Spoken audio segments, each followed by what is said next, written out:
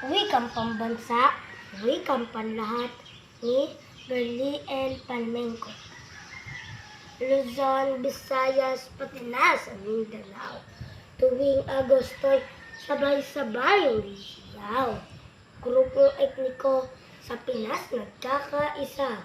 Pinagyayaman pang lalo ang wika nila. Ilocano, Visayas, maging ang Tausug. Sa wikang Ginto, Pilipinas ay busog. Sa Bacano, Cebuano, Ilonggot, marami pa. Pagsaluhan mahalin, bigay ng dakilang lumikha. Iba't ibang saltaman ang banggit, sa puso't kaluluway, iisa lang ang gamit. Buong pagmamahal, itong ipagpunyagi. Kayamanan ng buhay, dugo at lahi.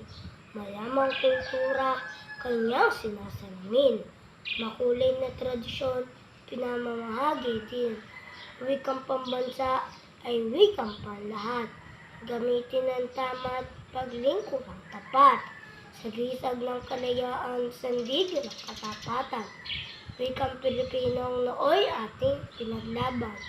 Naway ingatan at laging alagaan. Lubos na mahalin kailanman, huwag pabayaan.